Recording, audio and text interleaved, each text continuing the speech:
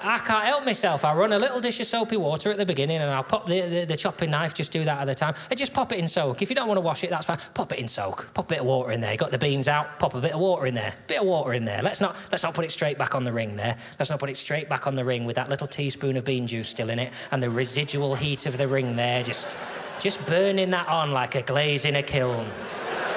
You keep scrubbing, it don't come off, does it? It's just an orange pan now. Everything's orange. Sometimes I go in the kitchen, I think I'm getting cataracts.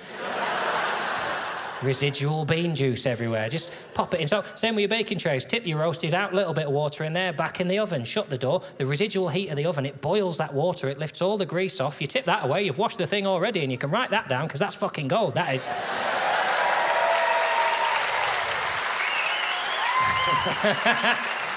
Oh. You're very kind, but I wish that hadn't been the biggest reception of the evening. I really do. Sometimes I think maybe I'm one of them political comedians, and then I see that and I think maybe I'm Prue Leith on tour. It's a lovely tip, that, and that works for cottage pie, lasagna, anything. It just slides straight off. Washing up becomes sexual. I do it naked when she's gone to bed. I'm not gonna lie to you. Just get it right off there with the finger. It slides right off. But, you know, you just pop it in soak. But what that would mean is I'd do a Sunday roast. Sometimes she'd go in to wash up. There's only a spoon and a plate. The next day she makes me a sandwich. Bomb's gone off in there. She's used everything we own. Sometimes I can't even get in the kitchen door. I have to go in the garden and climb in the window like that. Stand on the worktop shouting through, "How have you used a tagine?"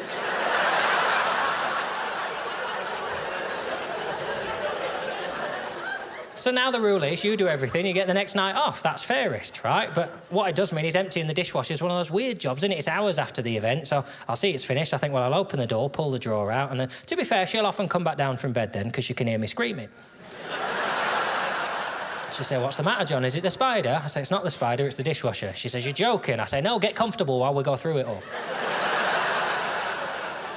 Then we'll go through the litany of crimes that's happened in here, because, like so many people, she seems to believe this is a magic box that cleans anything roughly in its vicinity, on the worktop, in the living room. If you love your family, you load this with the attention of a psychopath. Everything has its place. I say, well, it's this bowl that caught my attention first of all. This upturned bowl here on the top shelf. Now, it's not wrong to put a bowl on the top shelf on a light load, on a light load, on a light load, on a light load. Malfunctioned a bit there, I'm sorry. We tend to put the bowls down here, do you see, on the bottom shelf where the rungs are a bit wider. Now, that tips the bowls forward. You get more purchase underneath to get that filth off. But what you've done here is perfectly acceptable on a light load. I just noticed you've put this upturned bowl on top of an upturned plate.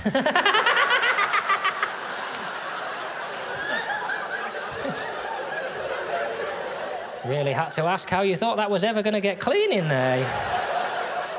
You've created a hermetically sealed environment here, look. There's nowhere for the water to get. There's only water in that box. Little people don't come in the back and lift everything. Give us a hand with this one, bloody hell. Pick it up, I say, look, that's exactly the same as when it went in, that one.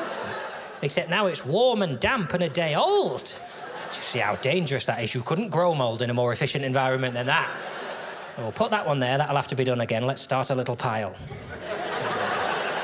Now, this plate will have to be done again. I know the underside is clean that we eat off, but this side's filthy. And, of course, when we stack it, that's going to touch the eating side of the one underneath, isn't it? So we'll do that one again. Now, this wine glass on its side... Oh, I'm sorry? Oh, we're both tired.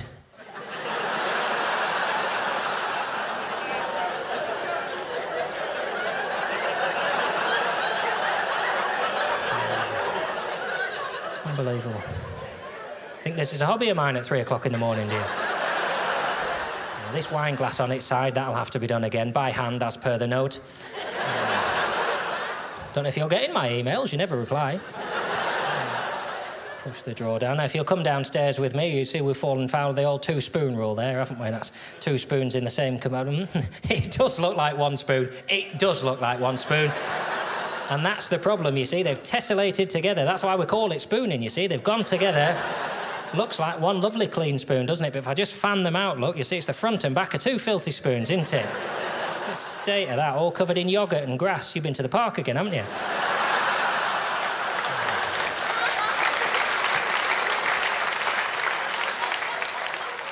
Now, This is where I've had to fail you.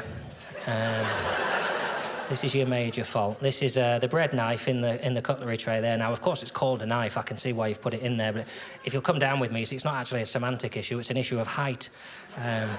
Bread knife's too tall to go underneath, isn't he, Mr. Bread Knife? Yeah, he's too tall there, and he's stopped the propeller going round there, hasn't he? So what's happened there? You've shut the door. The propeller has smashed into the bread knife, and in fairness, spent 108 minutes washing the shit out of all this. Everything on this axis is absolutely impeccable. I can't fault you on that. Sadly, it's just all the rest of it has been a complete waste of both. I wonder when she left. I didn't hear the door.